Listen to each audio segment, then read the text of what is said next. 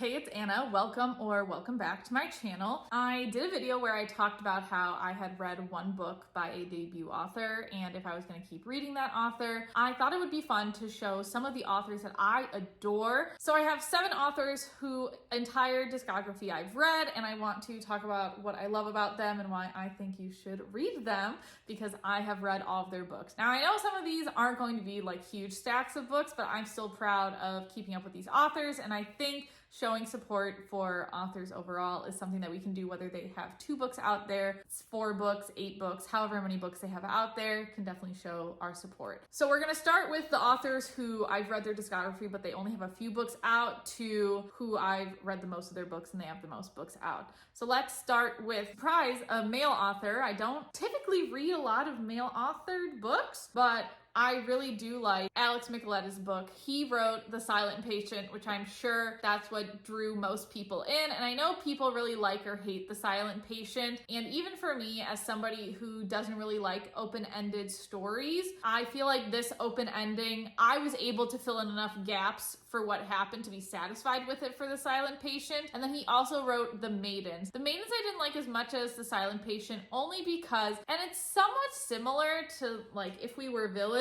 where I feel like if you have an appreciation for the art that is talked about in the book, then I feel like you'll just like the book more. And I feel like I didn't have as much appreciation for what was going on in The Maidens, part of the play that it was centered around, things like that. So I do still like his books. He is more adult psychological thriller. I feel like between the 2 books, they're not carbon copies of each other. They're definitely twists for both of them. They're separate in their own way. I would just check content warnings. I don't think it's anything too extreme as some books I've read this year, but you never know. There could be something in The Silent Patient just because it deals with a mental hospital that might be upsetting, and The Maidens because we are still looking at murder. That could also be something that is, upsetting to folks. So definitely check the content warnings. But I feel like if you like fast-paced thriller books, you would like his books. However, I know again, some people aren't the biggest fan of his. I do like his books, and I plan to read his next book that's coming out in 2024, The Fury. I feel like that is an anticipated read for me, and I'm excited that other authors that I'm going to be talking about also have books coming out in the future that are anticipated reads for me. The rest of these are all female authors. I was the only male author. The next person is Angeline Boulley, who wrote Firekeeper's Daughter, which again, I feel like a lot of these folks, the first book, it can really take off. But Angeline just released a second book this year, Warrior Girl Unearthed. And I liked Warrior Girl Unearthed better than I think I liked Firekeeper's Daughter. Even though Firekeeper's Daughter for me, I gave a 5 out of 5, and Warrior Girl Unearthed, I gave a 4.5 out of 5. I feel like on general enjoyment, I like Warrior Girl Unearthed even more. So I'm excited to see what Angeline continues to do. These are more YA mystery books set in an indigenous culture. So Firekeeper's Daughter, we follow Donis as she gets pulled into an investigative scheme to figure out who's bringing drugs onto her island. Warrior Girl Unearthed, we're following Perry, who is Donis's niece, so we're now in the future. And Perry is really passionate about having artifacts stay with her tribe, and she wants to try to get as many artifacts back as possible for the tribe, whether the ways are legal or not. So I think the 2 are really interesting. They are different than what I've read really ever. I feel like this is introducing me more to the world of indigenous authors, and I really appreciate that. And I'm excited for whatever Angeline Boulley is going to write next. I don't know if she'll stay in this universe that she's created, or if she's going to introduce us to new characters. I feel like there could be a more direct sequel to Warrior Girl Unearthed. Firekeeper's Daughter, I feel like wrapped up pretty well, and I like the connections between the 2 books, but I feel like Warrior Girl Unearthed can definitely have a more direct sequel. I don't believe there's any news right now of other books coming out by Angeline Boulley, but I am going to keep an eye out because I do really want to read more of her books. Now this is the part where I'm going to start taking physical books off my bookshelf, because I do own at least 1 or more of the books for the next few authors I'm going to be talking about. The next author that I've read all of her discography is fairly new to the scene, Carly Fortune. She has 2 books out, Every Summer After and Meet Me at the Lake. There are similarities between these 2 books. It looks like they're almost a series together, but they're very different. You can actually read Meet Me at the Lake and then Every Summer After Every Summer After and then Meet Me at the Lake. It literally doesn't matter. And both of these have dual timelines. They're both adult romance books. However, they are very different, which I greatly appreciate because some other authors who I like, I know what formula I'm getting into when I'm reading them. But Carly has really kept me on my toes, especially with Meet Me at the Lake coming out this year. So Every Summer After, we follow Persephone as she has to go back to the lake house that she grew up in because her neighbor, the mom that's there, passes away,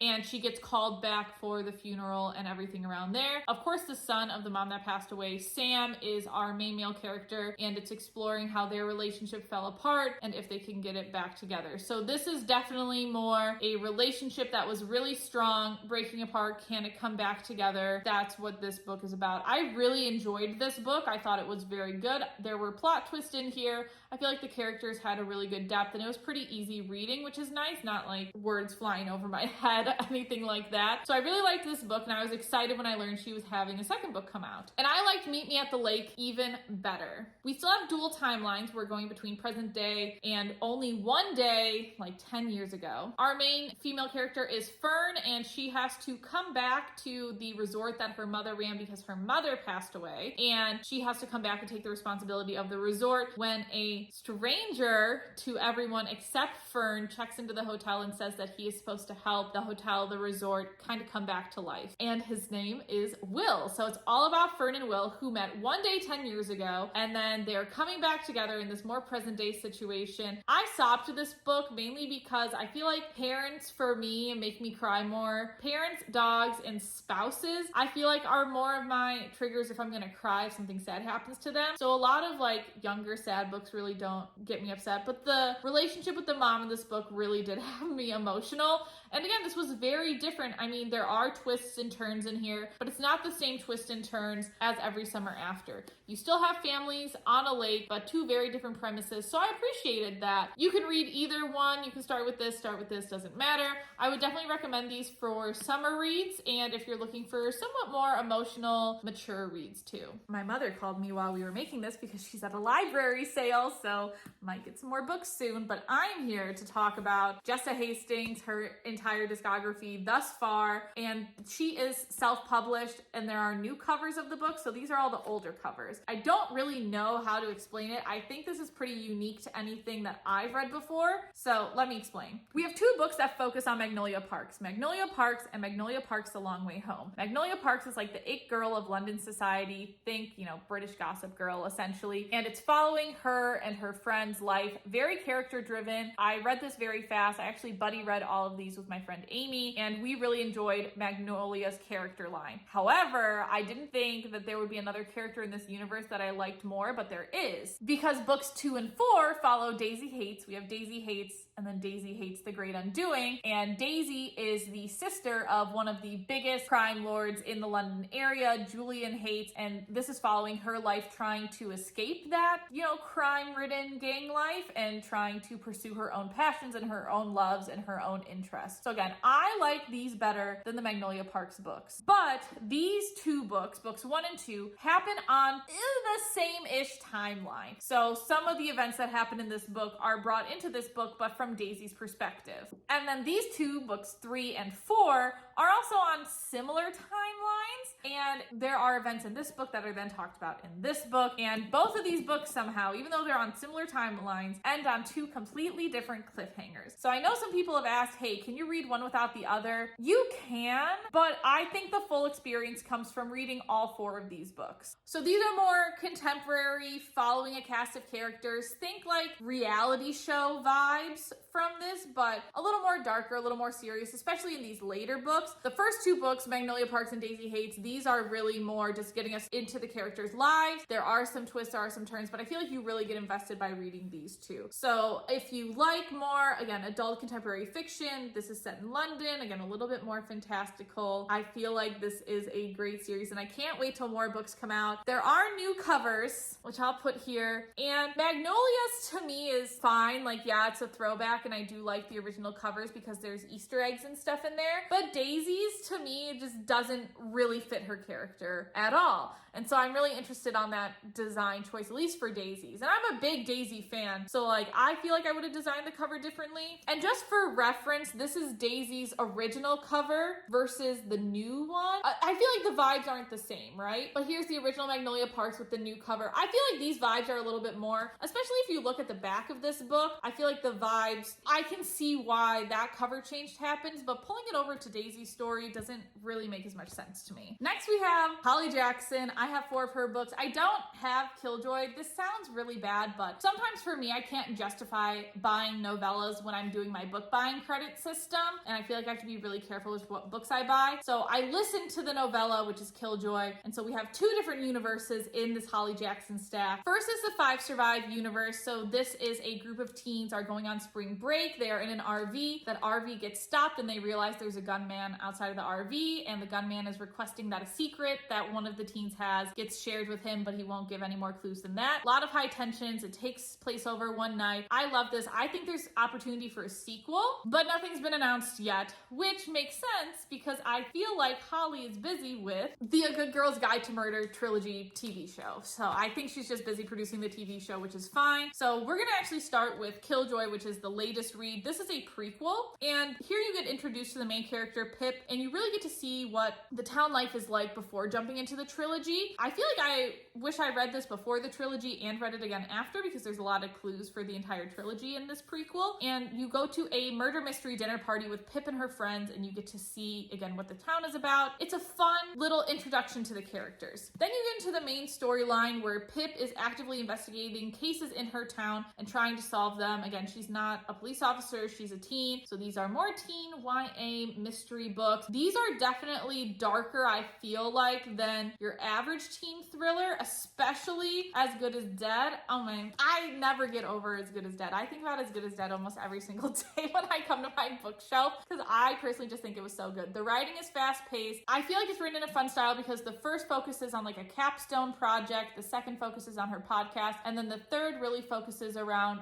like her own investigation within the town and a court case going on. So there are different scenarios in each where we follow Pip. I see why it ended with As Good as Dead. I know some people want a 4th book, but I'm kind of happy with the ending of As Good as Dead for the trilogy. So again, fast paced. Check content warnings in general, especially for As Good as Dead. It definitely gets a little more gory in that book compared to the other 2, but I really appreciate this universe. I think her books are pretty easy to read, keep you engaged, pretty quick writing. So she currently has 5 books out there. I own 4 out of the 5. Maybe one day I'll get the novella, maybe ask for it as a gift in the future, but as of right now, it's not something that I got, but I was able to listen to it on Libby, and I absolutely love Libby for getting all my books in. The second to last author whose entire discography I've read up to this point is Victoria Aveyard. She has 7 books out there. There is an 8th one coming, and I'm so excited to talk about this in this video. So first we have the Red Queen universe here. Broken Throne has a lot of different novellas in it that were originally released separately, and then Broken Throne came out to encapsulate all of the novellas. So I'm just counting this as 5 full books. I forget how many novellas exactly are in here. I absolutely adore this series, and I adore them so much that I almost have all of the hardcovers, and this Red Queen is a special edition one with the red on the side. So this is the one I think I'm going to hold to talk about this whole series because my arm will get tired. Red Queen, we follow Mare, who has some type of special trait about her. In a world where people either have red blood or they have silver blood and they have special powers, Mare is special in that sense. And it's all about Mare discovering herself, fighting for her people, and eventually Mare gets involved in the war that's been happening in her area for years and years and years that she lost her brother to. So there is a lot of depth to this series. I would say this is slightly high fantasy. I feel like Victoria doesn't go into as much world building as she does with the next series I'm going to talk about. So definitely a fantasy book, but not on the same level, you know, as like these big arduous journeys. I mean, there's not even a map in this book, so I feel like not the highest fantasy, but still a fantasy series. Very YA. I feel like the action scenes in here are pretty great. I really like the system explanation of how the world works. So I really enjoy all of the characters in this book. That's why I'm so invested in this series.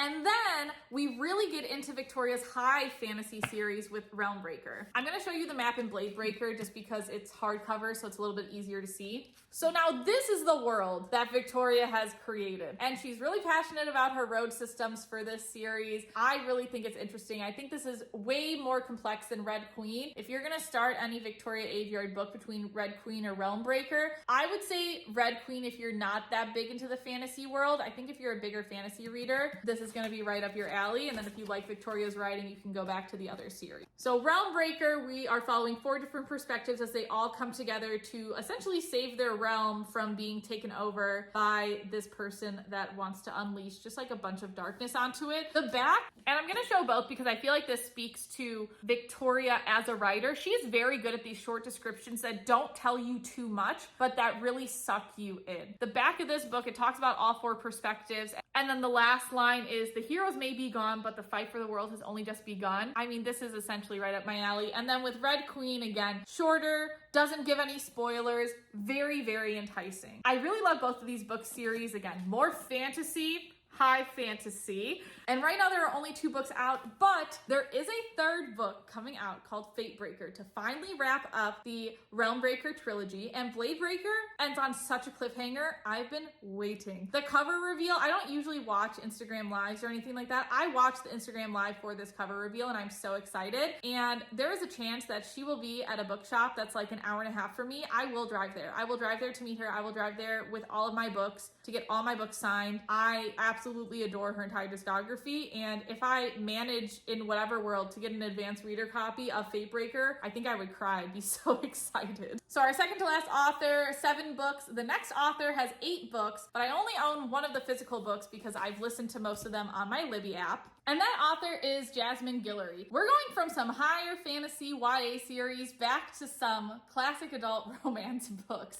This is more YA, I would say, just because this is Disney. So Jasmine Guillory is a romance writer. By the book I read after I'd read some of her others, but I just want to start here because it's the one physically in my hands. So this is part of the Meant to Be series. And the Meant to Be series currently has 3 books, which is If the Shoe Fits, By the Book, and so this is still a romance book, but a little younger for Jasmine because this is published by Hyperion or Disney. This is part of the Meant to Be series. So we have If the Shoe Fits, which is like the Cinderella retake, By the Book, which is Beauty and the Beast, and then Kiss the Girl is the most recent one, which is the Little Mermaid retake. This is a great introduction, I think, to Jasmine Guillory if you're not sure about any spice. So if you're someone that's never read a spicy book, I feel like this is a good place for you to start to get into Jasmine Guillory's writing. I wouldn't say she's like an extremely spicy writer, but there are more adult scenes in every single one of her other books. So if you're just looking to kind of like dip your toes into her writing, I would definitely start with By the Book. We are following Izzy. She works for a publishing company. She has to try to get Bo Towers, a famous child star, to write his book. She ends up going to his house and staying with him to make him write this book. That's one of his conditions to try to finish it. Very Beauty and the Beast-esque. Again, no spice at all. This is a very PG book. I really appreciate this. But her other 7 books that she currently has out there, all of which I've listened to the audiobooks, definitely have more spice. There is a 6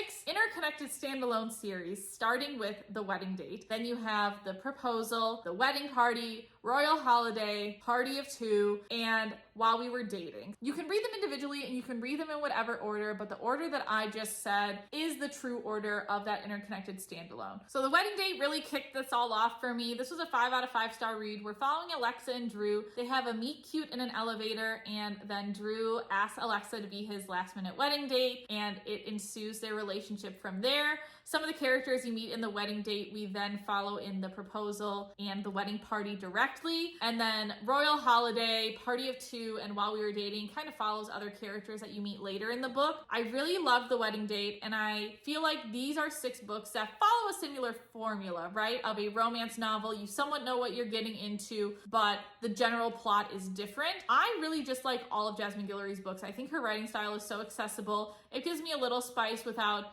being overbearing when I'm listening to an audiobook. So I think it's almost like a starter spice series, you can say. And then she does elevate that slightly in her new book, universe. Not 100% sure, but her next book is Drunk on Love. So this is in a new setting. You still see a cameo from some people in The Wedding Date, which I wasn't expecting, and I was like kicking my feet when I was listening to it because I was so happy. You have Margot, who's the co-owner of a winery. She meets this guy named Luke at a bar. They have kind of like a one-night deal together, and then it turns out Monday that Luke is her new employee that her brother hired. Very different from that meet cute style of The Wedding Date. We're amping it up a little bit with the spice earlier on. We're making the relationships a little bit more complicated. They're a little bit older in this book than I feel like they were in The Wedding Date, but I still loved it all. Again, this is something that is a departure from The Wedding Date enough for me. I can see Jasmine growing as a writer, and I really appreciate it. I really do love all of her books, and I feel like she put so much of herself in those books that's why I am so invested in her. And I do eventually want to physically own all of her books one day, and I constantly keep an eye to see if we're going to get more information on, is she going to release another book? When's that going to be? Is she going to go on some author signing events? Again, I don't live the closest to anything, but for Jasmine, I would drive. I would say I would drive a good 3 hours. I would say 3 hours, 3 hours there, 3 hours back in one day. So 6 hours total in a day. I would do that for Jasmine. I would 1,000%. So those are the 7 authors whose discographies I have completely read. We have some mystery thrillers, we have some YA, we have some adult romance. So I don't read every single genre in the world, but those are my general genres that I feel like I lean towards. And I am so excited to see what each and every one of these authors continue to put out because I'm excited to continue following them. If there are any authors that you are absolutely obsessed with, in love with, please let me know in the comments because I do want to start even more authors that I keep up with, and I can't wait to see what happens in the year 2024 with some of these new releases coming out by some of these authors.